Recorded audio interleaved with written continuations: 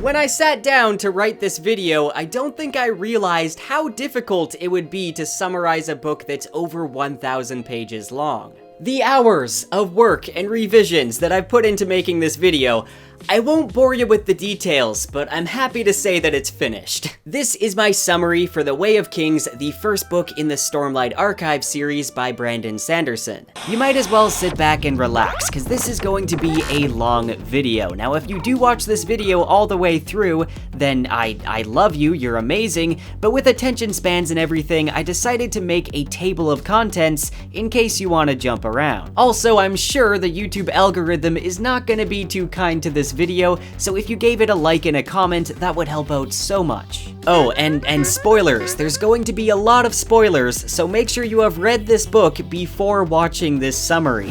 Now, let's start off with a very brief overview of some world building, though again, you should already be familiar with the basics of this world. Roshar is a planet inhabited by various different races, and often assaulted by what is known as a high storm. The brutality of this storm has shaped much of the ecosystem, with plant and animal life having defensive mechanisms to survive. There's also mysterious fairy-like creatures known as Spren that seem to appear around certain conditions or emotions, but they're not fully understood. In Elithkar, the largest kingdom on Roshar, the class system is based around eye color, with light eyes being the ruling class and dark eyes being the peasants and working class. Now, a high storm also provides stormlight, an energy that can be stored in gemstones, which are then placed in small glass beads and act as the primary currency. Shardplate and shard blades are ancient relics that are infused with the power of stormlight, greatly enhancing the ability of each shard bearer. These relics were left behind by the Knights Radiant, an order that arose to fight off the Voidbringers that would appear during the cycle of cataclysmic events known as Desolation.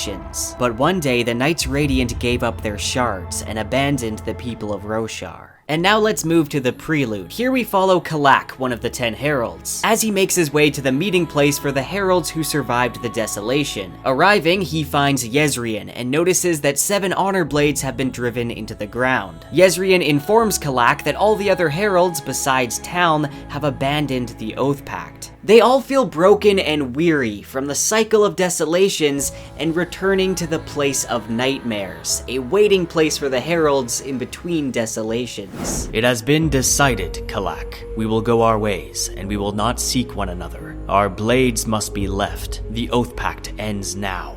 What do we tell the people, Jezrien? We tell them that they finally won. It's an easy enough lie. They leave their honor blades in the stone, abandoning Taln, the one remaining Herald, to take on the burden of all 10 of them.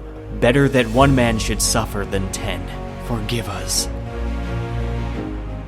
Szeth Sansan Valano, truthless of Shinovar, wore white on the day he was to kill a king. The prologue introduces us to an assassin named Szeth, who's sent by the Parshendi to kill King Gavilar the very day that a peace treaty is signed between the Parshendi and the Kingdom of Elithkar. He fights his way past the guards using his shard blade and unique abilities as a surge binder. Here we see a power called Lashings, which can change the direction of gravitational pull. He defeats the king, who is wearing full shard plate, and as King Gavilar is dying, he hands Szeth a mysterious glowing black orb. Tell my brother, you must find the most important words a man can say. Since a dying request is seen as sacred to Szeth's people, he writes these final words in the king's blood for his brother, Dalinar Kholin.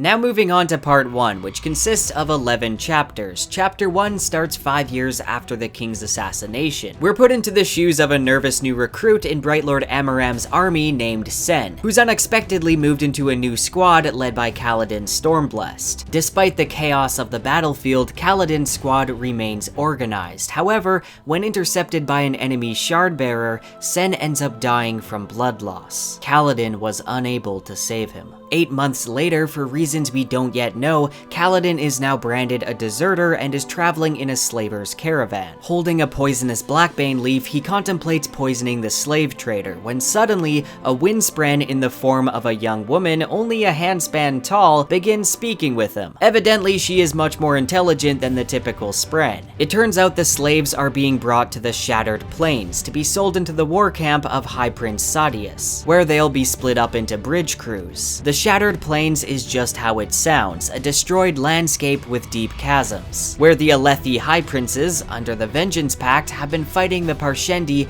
ever since King Gavilar's assassination. Kaladin's new superior, named Gaz, instantly dislikes him and places him in the bridge crew with the worst luck.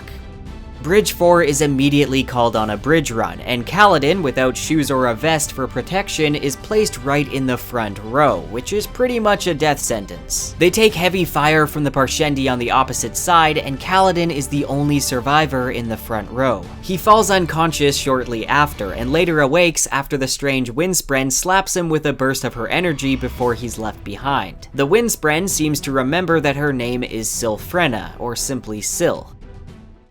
Switching perspectives, meanwhile Shallan Davar arrives in Kharbranth. Side note, I always pronounced her name Shallan or Shallan, but according to Sanderson and the audiobook, her name is pronounced Shallan, so I'll stick with that. Anyway, for several months now, she's been chasing after Brightness Jasnah Kholin in an attempt to become her ward. Her secret intention is that she plans to steal Jasnah's soulcaster and replace it with her family's broken one so that she can help her family's finances back in Jah Keved, which have been falling apart ever since her father's death. Jasnah denies her petition at first, but ends up being impressed by her pursuit of scholarship and detailed drawing skills, so she accepts her as her ward. Shallan also meets a young friendly ardent named Capsule who's trying to convert Jasnah to Vorinism. One interesting detail, in these early Shallan chapters, we actually get a memory of her with a shard blade. I think this quote went over many people's heads the first time reading, it definitely went over mine. Back to Kaladin, he's now been a member of Bridge 4 for several weeks now, and he's already witnessed many men die. At this point, Kaladin is getting more and more depressed and grumpy, even snapping at Sil. Depressed Kaladin tells Gaz that he's on his way to the Honor Chasms, which is where one goes with the intention of throwing their life into the depths of the chasm.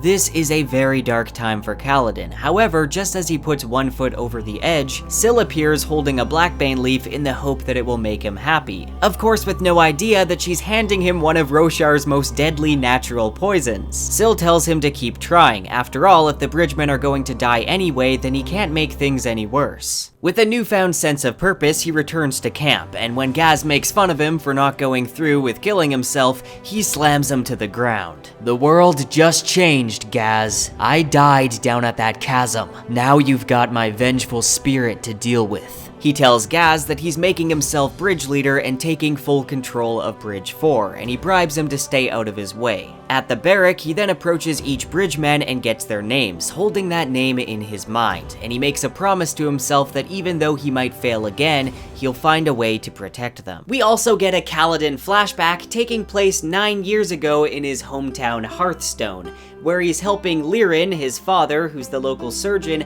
perform surgery on a young woman's hand. Later on, they end up arguing because Kaladin wants to become a soldier and his father wants him to become a surgeon.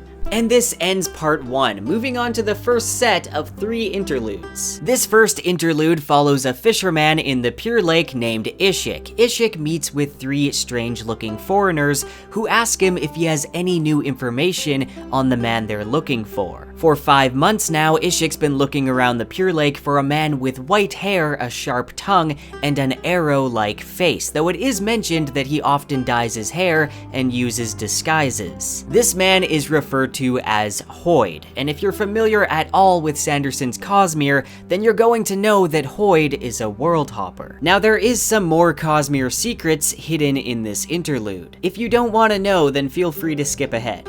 Sanderson has confirmed that all 3 of the foreigners in this scene are world hoppers. The one referred to as Thinker is Demu from Scadrial, aka the Mistborn books, Grump is Galadon from Elantris, and Blunt is a man named Bayon from White Sand.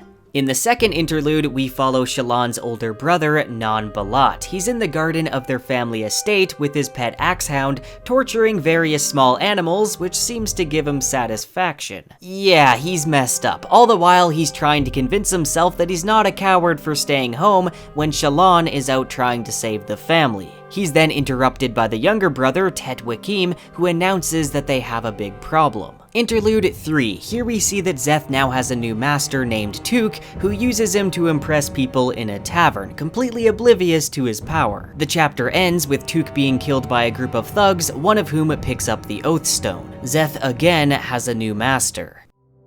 Part 2 starts with a Chasm Fiend hunt on the Shattered Plains, with Dalinar Kholin, along with his two sons, Adolin and Renarin, as well as King Elhokar, and many of the other High Princes in Shardplate. And of course, the King's Wit. Adolin is troubled by his father's reoccurring visions that occur during high storms, visions that make everyone think his father's gone mad. Dalinar has been changing a lot from these visions, and from following the war codes of a book called The Way of Kings. He's no longer the hardened warlord known as the Blackthorn that he once was, and instead he now seeks to end the war and unite Elhokar to bring peace, even at the expense of his reputation. Unexpectedly, the Chasm Fiend appears on the platform with all the bystanders. Dalinar and Adolin race to attack its legs, while High Prince Sadeas uses his grandbow to weaken it from a distance. During the fight, the strap on Elhokar's saddle breaks, throwing him off his horse. But before he's crushed, Dalinar catches the creature's claw with Shardplate enhanced strength. Later on, Elhokar believes his saddle was cut as an assassination attempt. He's paranoid that someone is after him like they were his father. Adolin does not trust High Prince Sadeas and thinks that it could be him. But Dalinar, despite not liking Sadeas, doesn't think that he'd hurt the king, especially since Sadeas was the decoy on the night of King Gavilar's assassination. Dalinar does, however, express that he doesn't like that Sadeas's bridge crews waste so many lives. Speaking of bridges, Kaladin attempts to wake up Bridge 4 early in the morning, resulting in him physically having to carry Moash outside. He wants the crew to start training every morning by jogging with a wooden board. He intends to do everything possible to see that they don't lose any men, but Bridge 4 is not keen on following his orders. We get a Kaladin flashback where we find out the City Lord of Hearthstone, who's the father of his childhood friend Laurel, has died and left a large number of spheres for Kaladin to go to Kharbranth to become a surgeon. Many people are suspicious and think that Kaladin's father stole the spheres. Later on, a new City Lord arrives named Bright Lord Roshar, who's less than pleased to be in a backwater city. Back to the present, Bridge 4 is called on another run. When they reach the chasm, Kaladin takes Rock's place in the front of the bridge, known as the Death Line. All the others in the front are hit with arrows, and Kaladin treats their wounds. He then has his men carry the wounded back to camp on top of their bridge. However, the higher-ups are not happy with this, and the wounded are ordered to not receive any food or pay. But Rock, bless the Unkalaki man whose full name I'm not gonna try and pronounce, agrees to share some of his food since he owes Kaladin for running the Death Line in his place. We also learn that Rock is the only other person that's able to see Syl, and Syl seems to like him. Kaladin ends up convincing Rock and Teft to help him gather knobweed sap, which can be used as antiseptic, as well as be sold to the apothecary. During this time, Rock shares about how he used to be a cook and he snuck chaldung into Sadeas's food, which is how he became a bridge man. Gaz assigns Bridge 4 to chasm duty, which is where they have to go down into the chasms and sift through the corpses to find loot and equipment they can bring back. Kaladin finds a spear and, reminded of his days as a soldier, performs a flashy kata training exercise. This amazes the rest of the crew, who had their doubts about him actually being a soldier. Back at camp, they buy a cauldron and supplies for Rock to cook a stew each evening, hopefully without chaldung. Sitting around the fire eating stew helps bring more life into the men and gives them hope. Now he had to keep them alive long enough for that to mean something. Dalinar talks about finding a new way to win the war, instead of simply trying to outlast the Parshendi. He suggests that Elhokar appoint him High Prince of War. The king isn't really sold on this and tells him he'll consider it. Dalinar then meets up with Renarin, and they're forced to take shelter in one of the barracks to avoid a high storm. Suddenly, Dalinar is pulled into one of his visions, in an unfamiliar time where strange dark creatures are attacking. Two Knights Radiant explain that the creatures aren't Voidbringers, but are Midnight Essence. He hears the familiar voice of the Almighty narrating the vision as it tells him to unite them, and he decides to ask if he should trust Sadeas, and the voice responds with a yes. He awakes in the barrack to his men holding him down, and the news of his fit quickly spreads. Later, Dalinar and his sons attend the king's feast. The king's wit announces that Navani has just arrived in the Shattered Plains. Navani is the widow of the late King Gavilar, Dalinar's brother, and Dalinar has had to hide his feelings towards her since by tradition he should be treating her as a sister. And he also feels some guilt, like he'd be betraying his own wife who's been dead for 10 years now, and who for some reason he has no memories of. King Elokar then announces that he's appointing Sadeas to High Prince of Information to investigate the cut strap. This obviously feels like a betrayal to Dalinar's High Prince of War idea, and to make matters worse, Sadeas now insists on investigating Dalinar's war camp for evidence of the cut strap.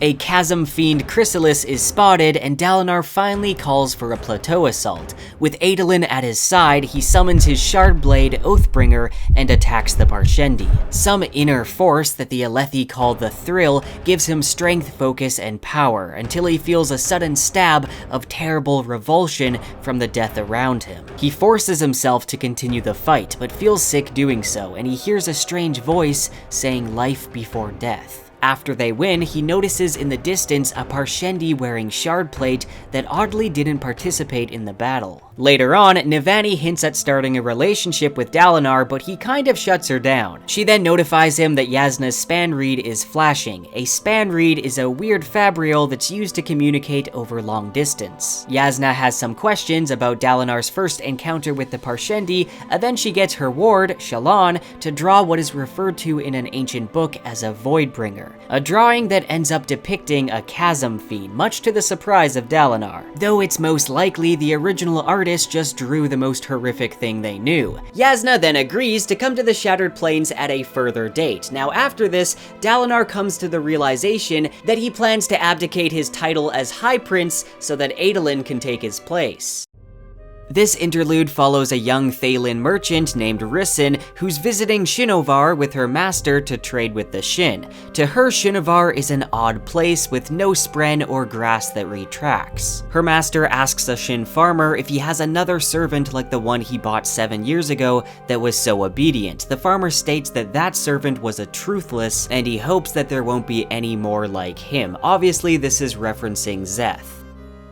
Axes the Collector awakes in an alley naked and with a bad hangover from a heavy night of drinking, all with the purpose of seeing an alespren. Being an Aemean, he has the ability to write on his skin, and his pursuit is to catalog all the spren in the world. After covering himself with a blanket, he makes his way to the docks where he sees a very large spren that arises out of the water at the same time every morning. The interlude then ends with a young kid ripping off his blanket, leaving him naked just in time to be caught by the guards and sent to jail, but at least he might finally see a captivity spren. Szeth's new master has grown rich and fat and is making his way up in the underworld thanks to Szeth assassinating his competitors. Szeth is sent on another mission, but when he arrives, a man steps from the shadows and throws his master's head on the table. He has the Oath Stone, so it looks like yet again Szeth has a new master, and this one knows how dangerous he really is. The stranger hands him a list with 24 powerful names, including many Alethi High Princes. Killing the people on this list would upset the balance of all of Roshar. Shallan is in the Palanaeum speaking with her brothers over Spanreed, who inform her that the House Steward is dead, and they draw a picture of a mysterious symbol that they found on his pendant. After he died, men showed up claiming to know their father and stating that they want the Soulcaster back. One of these men had the same symbol tattooed on his hand. This puts more pressure on Shallan to replace her broken Soulcaster by stealing Yasna's. Skipping ahead, Taravangian, the king of Kharbranth, stops by to join Shallan and Yasna for lunch. He gets Shallan to draw him a portrait, and while drawing, she loses her focus and realizes that she's drawn something else in the background. Two strange beings, each with a floating symbol for a head. She hurriedly crumples the page and claims that she made a mistake. Later on, Shallan almost steals Yasna's soulcaster while serving as her bathing attendant, but she just can't get herself to do it. Yasna decides to teach her philosophy hands-on by taking her to an alley in a dangerous part of town. They're attacked by some thugs,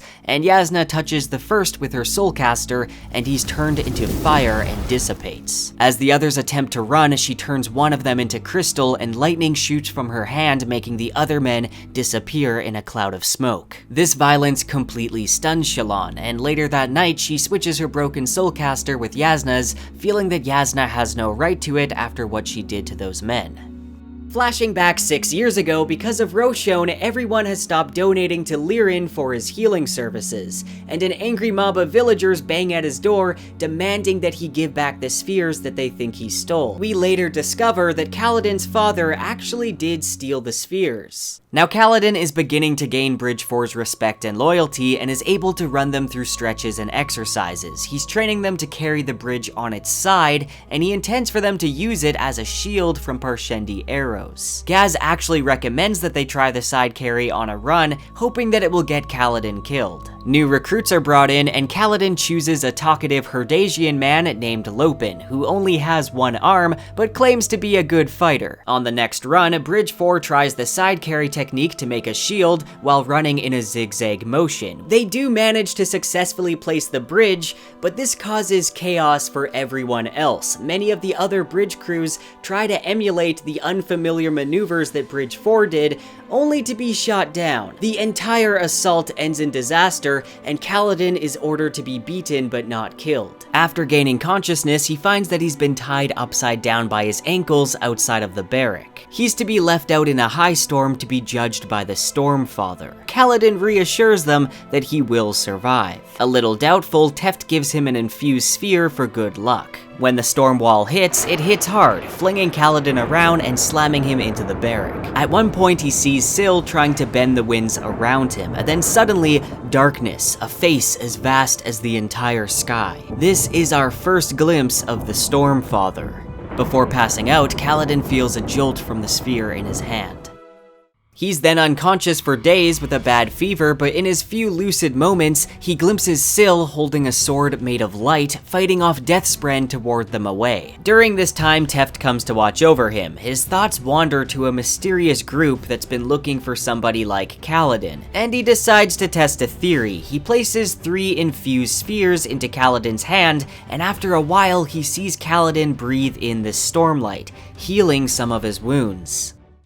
After 2 weeks since the soulcaster was stolen, Shallan can't figure out how to use it and is puzzled that Yasna still hasn't reacted at all. She goes on a picnic with Capsule, who brings bread and jam because Shallan really likes jam, and he flirts with her a little bit, and Shallan actually kind of encourages it. He even implies leaving the priesthood for her. Then the conversation steers over to Yasna, and it's revealed that his initial plan was to get Shallan to help him steal her soulcaster, but his superiors disapproved. The day before Shallan plans to leave to Yakaved, they meet up again, and she decides to draw a picture of them both, but she accidentally draws another symbol-headed creature in the background. Terrified of what's happening to her, she excuses herself, and the same creatures continue to show up in her sketches as she runs to her room. In her drawing, it appears that 5 of the symbol-headed creatures are inches away from her. She reaches out her hand and feels something, though she can't see it. Scared and desperate, she waits 10 seconds to summon a powerful weapon that she's kept a secret. Before the shard blade appears in her hand, because yes, apparently Shallan has a shard blade, she's interrupted by a strange voice. "What are you?" She answers that she's terrified, then suddenly she's transported to a place with a black sky and a small white sun. Around her is a sea of tiny glass beads. Grabbing one, she hears a voice. "You want me to change? I've been as I am for a great long time. I sleep so much. I will change. Give me what you have." The bead in her hand grows warm, and then she finds herself back in her rooms where a goblet near her has turned into blood. Shallan has just soulcasted. She hears Yasna call her from the other room and accidentally knocks over a glass pitcher. To explain the presence of blood, she cuts herself with a shard of the pitcher before Yasna enters and calls for help. The next time we see her, she's now on suicide watch in the hospital, spending her time sketching, with the symbol head still appearing in her drawings. Yasna visits and tries to apologize for possibly overworking her. Capsule also comes to visit and brings a basket of bread and strawberry jam. Yasna seems curious about the jam and smells it, but doesn't try any. The jam smells bad to Shallan, but Capsule actually shoves a spoonful of it into her mouth before getting up and running and collapsing to the floor. It turns out that she's been poisoned, and before blacking out, she pulls the stolen soulcaster from her safe pouch, thinking that Yasna might be able to use it to save her. When she awakes in the hospital, Yasna comes in, demanding to know who told her to steal the soulcaster. Shallan actually tells the truth, that she stole it to help her family's finances, and Yasna is disappointed. Now Kaladin ends up healing much faster than everyone expected, and to celebrate they spend an evening enjoying rock stew. Bridge 4 ends up being placed on permanent chasm duty, and while in the chasm, Teft and Sigzil remind him of one of the oaths of the Knights Radiant. Kaladin decides that down here in the chasm he's going to train them to use the spear, and they're going to try and escape. Flashback 5.5 years ago, Laurel is engaged, apparently to City Lord Roshar himself. Roshar announces that Bright Lord Amaram has arrived to collect new recruits, and Kaladin's younger brother Tien is on the list. Kaladin volunteers to take his place as tribute, but when he's denied, he decides to go in addition to his brother so that he can bring his brother back to their parents once their service is up. Kaladin is dreaming that he is a high storm. He can see the entire continent from above, the shattered plains looking much larger than he realized. He flies over places he knows and others that are completely unfamiliar, even seeing a people that are unknown to him that have visible blue veins all across their bodies. Suddenly, Kaladin hears a booming voice that addresses him as a child of Tanavast and a child of honor. The same face he saw when out in the high storm appears in the sky. It tells him that the Oath Pact has been shattered, and warns him that odium is coming. The face shatters into droplets of water with one final warning. New slaves are brought in, and Gaz gives them one single man, and it's a Parshman. Now the men are quite hostile towards this Parshman, who Kaladin names Shen, but this makes Kaladin want to protect him even more. Later, Kaladin asks Syl if she's ever heard of odium, but this name makes her hiss and fly away. Before he can bring her back out, he witnesses a light-eyed officer in red drag a courtesan out in the street and begin to kick her. But before he moves in to help, several Light Eyes wearing blue coats intervene first, and one of them summons a shard blade and scares the man off. This is Adolin Kholin. After helping the lady, Adolin turns to Kaladin and flips him an emerald chip and asks him to pass along a message. But Kaladin, disliking Light Eyes, he takes the emerald chip, but he doesn't pass along the message. Later in the chasms, Teft questions Kaladin, obviously trying to see how aware Kaladin is of his growing powers. Kaladin then gets to training them to use the spear, while Rock and Lopin continue salvaging stuff. We get another flashback, this time only taking place 1 year ago, when Kaladin has spent 4 years in Amaram's army. We learn that his brother is dead. Kaladin wasn't able to keep his promise of protecting him. Because of this, he doesn't plan on returning home and instead enlists in the army again. During the fight, he spots an enemy shard-bearer headed towards Bright Lord Amaram. This shard-bearer tramples down Sen and kills the majority of his squad members. But before it can kill Amaram, Kaladin moves in to attack. His spear is easily severed by the shard blade, but as the spearhead falls, Kaladin grabs it out of the air and slams it through the visor of the shard plate. The kill is confirmed, and this gives Kaladin an opportunity to take the shard blade. But he has no desire to become a Light Eyes. A shard blade would be a temptation for anyone, but Kaladin refuses to take the blade.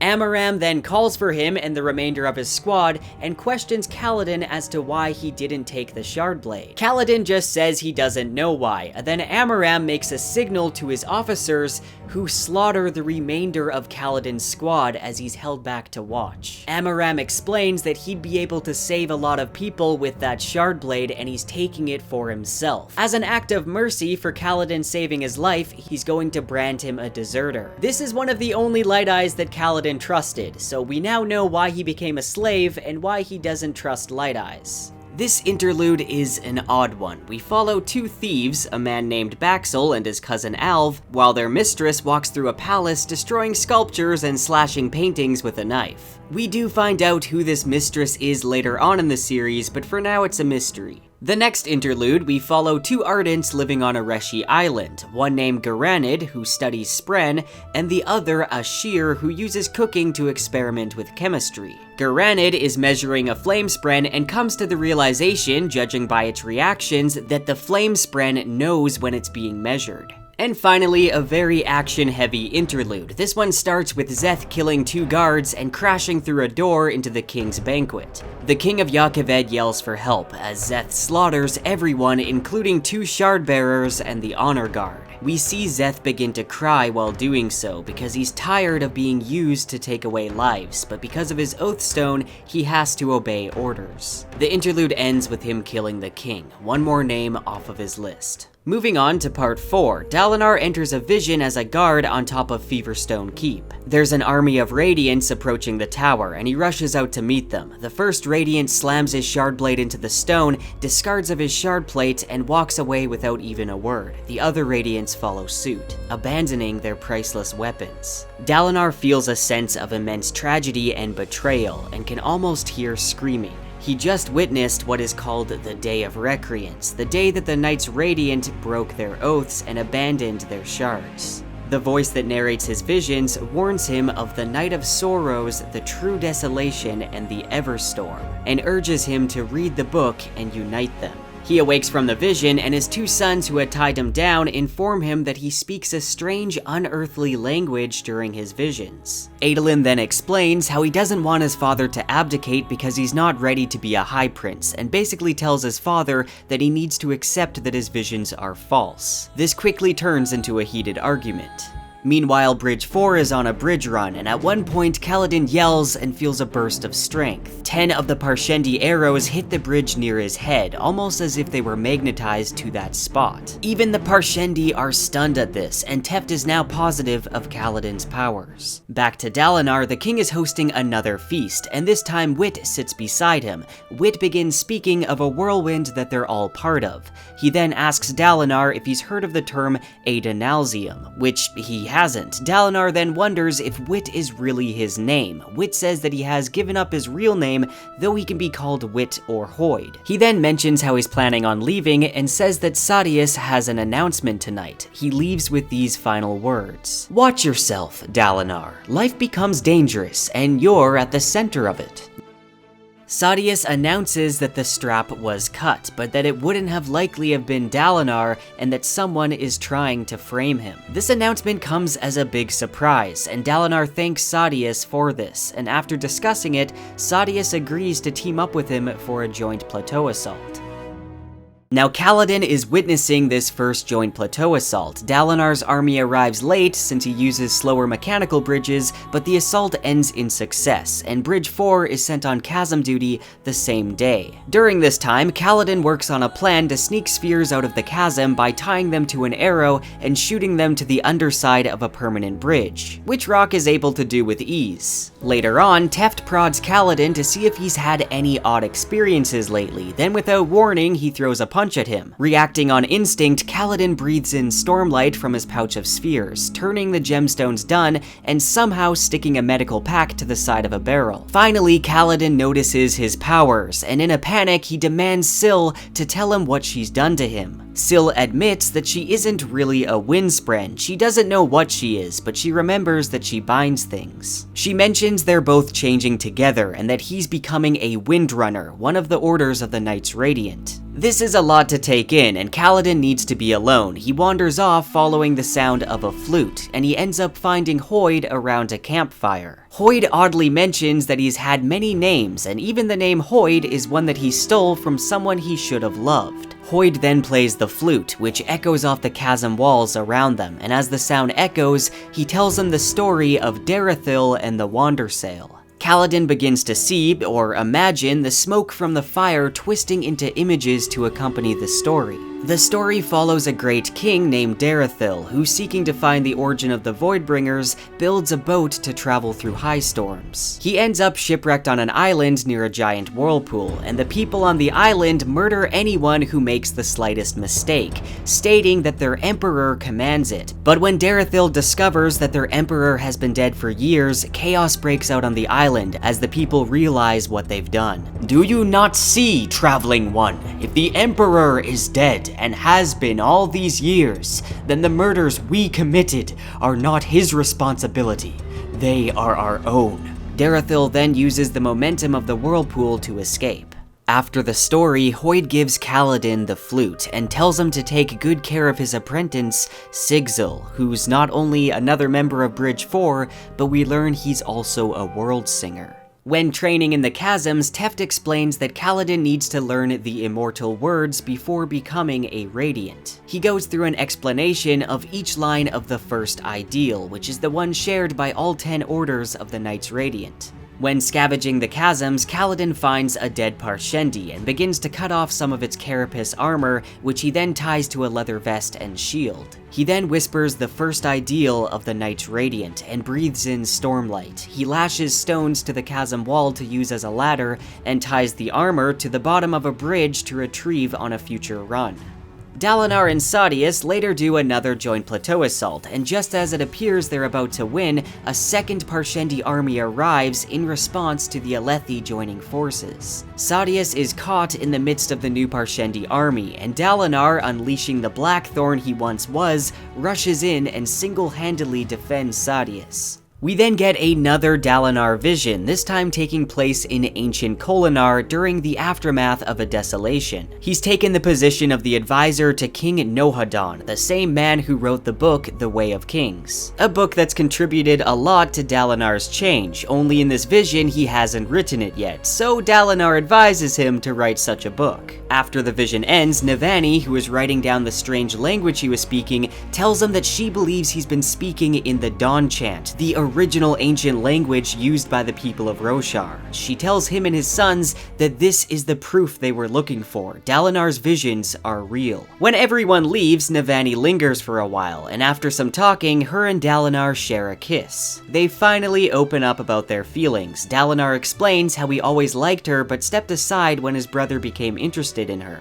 He doesn't tell her that at one point he had considered murdering his brother to take the throne and Navani, a thought he's now very ashamed of. Navani mentions how he and his wife were always such a perfect match, though of course Dalinar has no memories of his wife ever since he seeked out the Night Watcher. Now Kaladin and Bridge 4 are exhausted from constant plateau runs and chasm duty. But this time, before approaching the final chasm, Kaladin retrieves and puts on the carapace armor and shield and dashes out ahead of the bridges. The Parshendi archers stop singing, obviously outraged considering Kaladin is literally wearing their dead comrades. All the archers' attention goes to taking him down, and Kaladin uses Stormlight to improve his speed and agility while also lashing his shield, resulting in the next volley of arrows changing course mid-air to strike his shield. At one point, Dalinar raises his blade in salute to Bridge 4 after striking down a group of Parshendi. Kaladin's plan to distract the Parshendi is a huge success. However, Shen,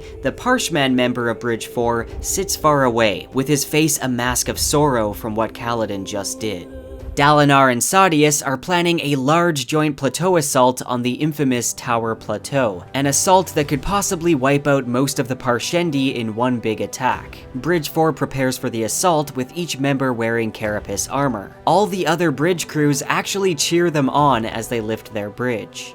Meanwhile, Dalinar unleashes the Blackthorn. The thrill swells inside of him, then falters when he comes across a young Parshendi who's swiftly killed by one of his men. He then feels that same sickness as before as he listens to the Parshendi war chant and looks at the slaughter around him. Adolin appears, pointing out that a second Parshendi army has arrived. Confused, he looks around and sees that Sadeas and his forces have retreated and taken their bridges with them, leaving Dalinar and his men stranded between between two Parshendi armies. Dalinar and Adolin fight a desperate battle. Their armor is cracked, leaking stormlight and growing heavy. He then rallies his men by giving a powerful speech about the codes and dying with glory and honor intact. His only regret is leaving Renarin to rule House Kholin, surrounded by enemies like Sadeas. Bridge 4 hangs back to rest as Sadeas' army retreats. They see this as the perfect opportunity to escape and be free. Kaladin, however, overhears Sadeas joke about betraying his comrade. He and Syl watch as Dalinar's army hopelessly fights for their lives. She tells Kaladin that she realizes what she is. She's an honor spren. Thinking about his oaths, Kaladin realizes that they have to go back. Some Parshendi leap the chasm to stop Kaladin. He then infuses a massive amount of stormlight, drawing all the arrows to his shield. The crew is able to place down the bridge, but Kaladin is completely drained from using the stormlight. In despair, he thinks again on all the people he's failed and is brought back to the worst memory of his life, the day his brother died. He's back in Amaram's army and discovers that his brother Tien was transferred from message boy to active combat, despite Amaram's promises. Searching for his brother, he eventually sees him in the front line. He cries out to him and Tien turns and smiles. The enemy soldiers advance and Tien is cut down. Kaladin weeps as he holds his brother's body. Blinking away the memory, he focuses on his desire to save Bridge 4. Syl asks him if he knows the words. He then picks up a spear from the ground, runs towards the bridge, and leaps towards the Parshendi. Noticing the gemstones woven into the Parshendi's beards, he breathes in the stormlight and speaks the second ideal of the Knights Radiant. He explodes with stormlight, and the bridgemen watch in amazement as he fights the Parshendi like a living storm. He finds himself gaining a respect for the Parshendi battle ethics, as he notices how they fight in pairs and even begin coming at him without gemstones in their beards to prevent him from using more stormlight. Dalinar and his men finally reach them and are stunned to find the bridge crew still alive. However, the Parshendi move aside to reveal one of their own in shard plate standing 7 feet tall. Kaladin begins ordering them back across the bridge. He actually commands Adolin to get across the bridge, but Adolin doesn't want to abandon his father. Now Dalinar, surrounded by a circle of Parshendi, has been fighting off the Shardbearer, though he's in no shape to do so. When his helmet explodes in a burst of light, the enemy leans down to him and says, "It is you, I have found you at last." Then suddenly, a glowing spearman jumps into the circle. Kaladin slams his spear into the enemy Shardbearer, causing it to drop its shard blade. He then finds Dalinar's horse and they manage to escape across the bridge. Now Sadeas returns and tells everyone that he witnessed Dalinar fall to the Parshendi, but soon a messenger arrives stating that no, actually Dalinar is alive and he's on his way. Dalinar then confronts him, simply asking why. Sadeas felt like it was necessary to protect the kingdom and the king because Dalinar is growing weak and insane. It's evident he's hungry for power. Now Dalinar ends up summoning his shard blade and drives it into the ground, offering it for all of Sadeas' bridgemen. Sadeas, who only had shard plate and no blade, accepts this offer and mocks him for giving up such a priceless weapon for the worthless lives of slaves. Kaladin is stunned by this honorable action coming from a Light Eyes. Dalinar then finds his nephew Elhokar in the palace and aggressively attacks him, breaking the king's breastplate so that he's helpless on the floor. He gets the king to confess that he actually cut his own saddle strap, just to start an investigation to soothe his own paranoia. Dalinar makes it clear that just now he could have easily killed him and taken the throne, but he loves Elhokar like a son and he is not the enemy. He then tells him how things are going to go. Elhokar will appoint him to High Prince of War, and they're going to enforce the codes and unite Elhokar. And then he basically tells him, by the way, me and your mom are totally dating,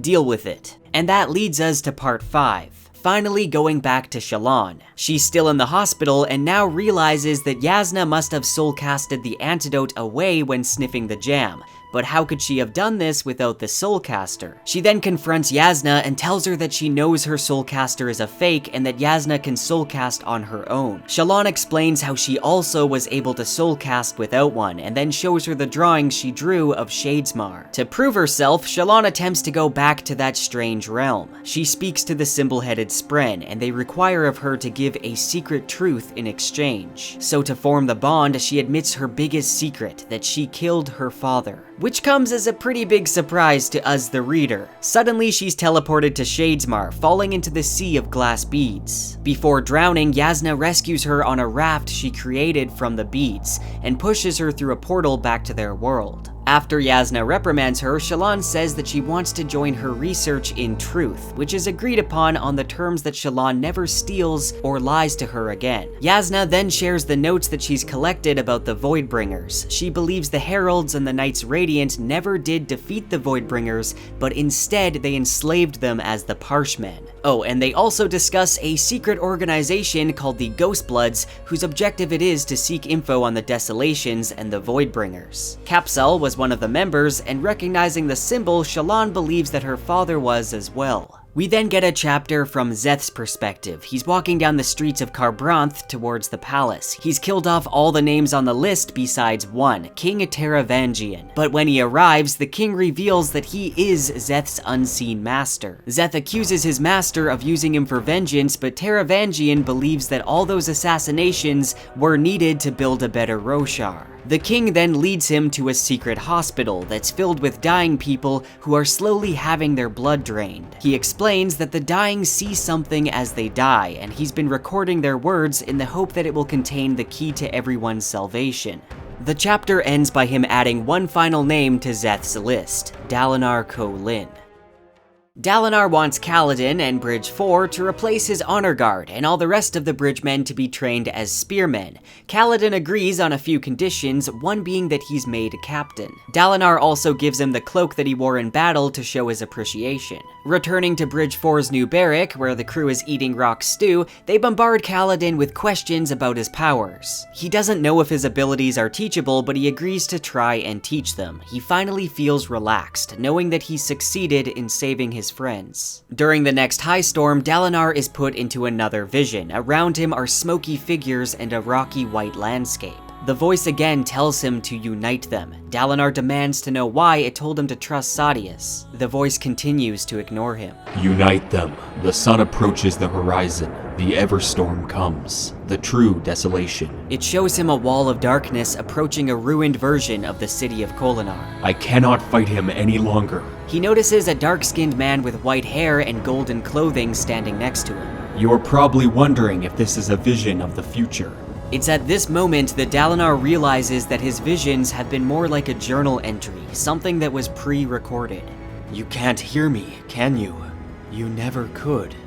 The man then goes on to say that he is the one they call the Almighty, and that he's now dead after being killed by Odium. However, a champion can be chosen to go against Odium. And finally, the epilogue. Wit is in Kholinar, strumming his instrument as he talks with some guards. He tells them that something has changed and that he's waiting for a storm. He then asks, what is the talent that men value most? Suddenly, the stone doors begin to shake, and then a blade slices the doors open. A man dressed in ragged cloth and dragging an honor blade stumbles in. The man proclaims himself as the herald known as Taln, and claims that the desolation has come and that he has failed. He then collapses to the ground. Wit, looking down on him, says that what we value most of all is timeliness, and he's afraid that Taln may be too late.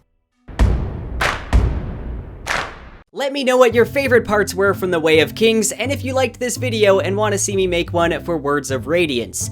This video was very experimental. It's the longest video I've made, and I don't know if my next summary video will be the same length or maybe shorter. It depends on how this one goes, I guess, but I do plan on making more. Also, if you want to help support the channel and help me be able to dedicate more time to getting these videos out faster, then I recently made a Patreon. Over on there, I have multiple tiers and rewards, and will constantly be working on adding more things. And if you choose the Knights Radiant tier, then I'll send you 3 exclusive bookmarks in the mail directly to you. Right now, I'm doing a giveaway for my patrons for a Steam copy of Stardew Valley. A huge thank you to everyone who's already joined the Patreon. I want to give a special shout out to my recent high tier patrons, including Luke M and CJ Taylor.